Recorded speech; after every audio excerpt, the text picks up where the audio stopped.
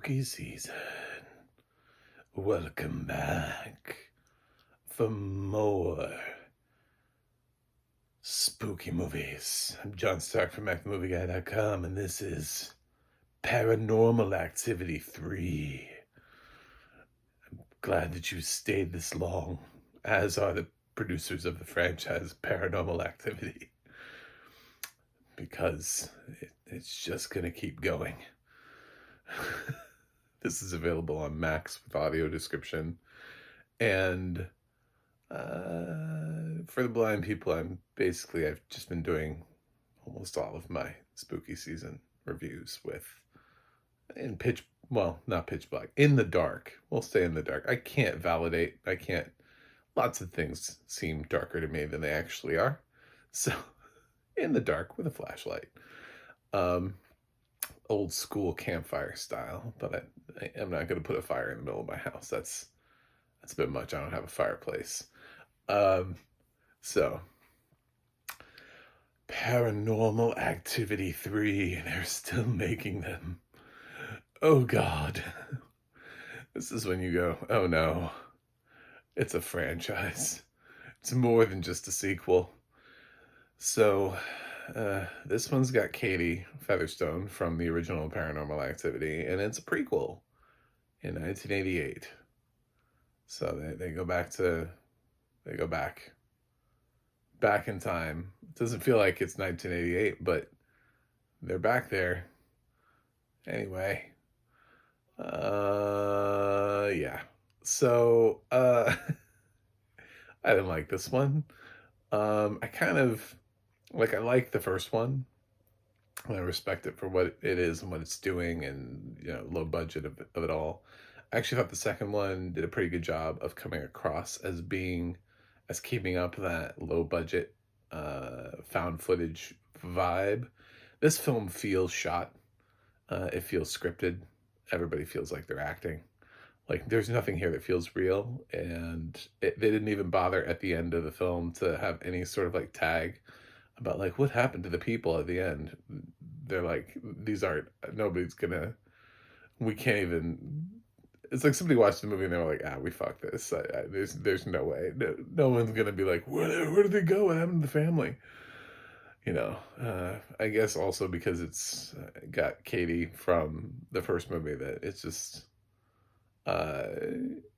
maybe that's part of it. They're like, well, obviously she goes on to do other things, but I don't know. This movie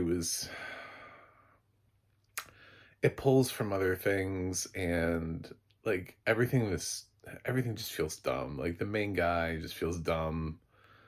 His life choices feel stupid. The movie has like the first two movies are very much more like things that go bump in the night. This one is far more suggestive as to like and open about like seeing shit and being like, oh, that's what that is, and it's starting to bleed a little bit more into like The Conjuring, where it's like, oh, there's something there, something really is there, you know. And I just wasn't vibing with it. It didn't have that Paranormal Activity vibe to it, except for the fact that it's just like a camera. But there were scenes where it's like, why is he, why is there a camera? Like sometimes like the scene didn't make any sense because I was like, is he holding a camera for this? Like he would like, I was like, man, this dude like records his entire life. He's like a future, future, I don't know, Instagram model or something. Like he's just gonna live.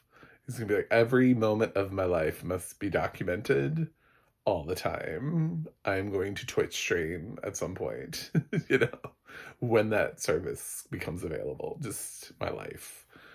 Yeah, he just has so many like random conversations, things that you would normally have where you like somebody just comes over and they come to the door and then you walk to the door and it's like the camera's on, and then he's like sitting there and he's like watching videos but the camera's on, and he's like recording himself watching videos on the cam. I couldn't even like, some of this stuff is just, I didn't even, there were things like, So they put like a camera. It's he's sort of like joining this family. It's like Katie, and she's got daughters, and the mother comes over a lot, and there's like a best friend character that shows up. Anyway, it's about there are a handful of I don't know, main characters in this, but I thought it was so funny because they put the cameras in the bedroom with the kids, and I'm like, why? Like, first of all, I mean, your kids now know they're being recorded, so mm, like kids wouldn't try to mess with you, like of course they would. Apparently these kids won't, but because this film it takes it seriously. Um, I don't know. I get to a point where it's like there's certain things and that this film does, like the house shakes violently at one point, and their first, if it's like if that happens and your first thought is my house is haunted and not, oh, that might have been an earthquake, let's check to see whether or not that was an earthquake, or I wonder what that was, let's go ask the neighbors, did that happen to them? Like they just like logical things that would happen. It's never just like, oh, the house shook, our house is haunted, that's immediately it must be what happened. They're like leaps that they make in this film that nobody else makes in real life. They make it because they're in Paranormal Activity film. They're like, oh, that must have been what it is, it's got to be that. No, it doesn't have to. What? uh yeah, it's like they started writing this film and they just, I don't know, forgot that it's supposed to come across as authentic and realistic, and then they just kind of shot out a movie. The ending is really dumb, by the way, and I was just conceptually, I mean, like the audio description on the ending, I was like, I I don't fully understand it, but I also don't fully want to. I don't really care. Audio description wise, I thought this dude was really trying to bring audio description like a little bit of a darker tone to the film, so I liked it. Um, Everything was described well. He definitely even has like a lighter and a darker tone where like things are kind of going normal, and then he'll be like, September 5th, 3 a.m. It's like, whoa, shit. Oh my God, what happened on September 5th? Oh my God. Like, yeah, it's got those vibes too. Uh, so like the audio description is really good. I couldn't, the story was just, I wasn't invested in it at all. And while the second one doesn't really quite live up to the first, the third one doesn't even live up to the second. Like it just, I'm like, is this series just going to get progressively worse as we go along, or what? This is the least scary of the, because it's so obvious. This film is just like, it's, instead of having shit lurk or things that go bump in the night or a door opens or closes or whatever, they just start showing you things like a figure running through the hallway, or like a literal ghost standing there. It just, I don't know. I wasn't buying it. I was not. I was not enthused by this film. So I don't think that you will be either. But I'm going to do all the paranormal movies. So this Halloween, this spooky season, so that you can determine for yourself. Because I'll have audio description if this is right for you. This is one of the few examples where the entire franchise has audio description. So yeah, um, that's Paranormal Activity 3. Unfortunately, I can't cite an audio description team. I swear I played, like, I let it sit. Max doesn't play another title for me, which is great. I love it. I love that Max just lets me finish a title, and then it lets me make my own life choices. Like, that's hot. That's the hotness. Just don't suggest titles for me. Great. No autoplay. I hate autoplay. Um, I let it play. I let it sit there. There isn't really like a score at the end of this thing. It just kind of like goes into silence.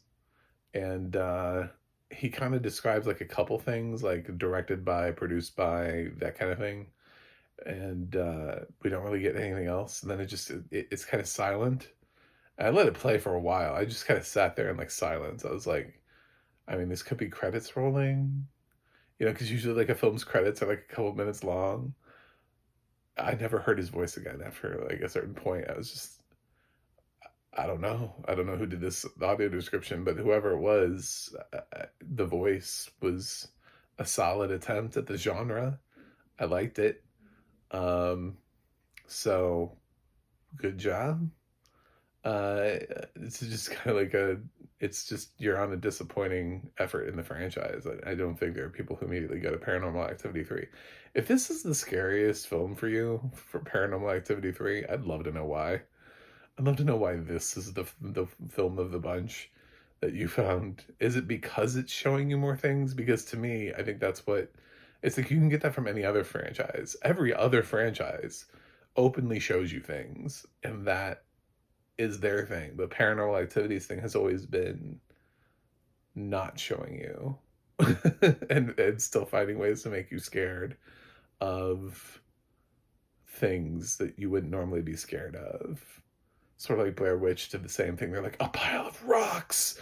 Oh my God. Like you're like, oh man, if I ever see a pile of rocks, I'm gonna run. Now that I know what it means the Blair Witch is nearby. Um, so yeah, it just gives up. So I'm gonna give Paranormal Activity 3. I'm gonna give it a C minus. I think it's trending downward here. I like the audio description. There maybe are some cool ideas here. Like bringing Katie back is, I guess, theoretically a cool idea, but they don't like. I just don't like how they tell the story, how they use Katie again. So, that's that. Anyway, sorry I didn't find a spookier movie for today, but that's when you're stuck in a franchise, sometimes there's gonna be a bad sequel. That's just how life is. Anyway, thanks for watching, thanks for subscribing, and I will see you guys on the other side.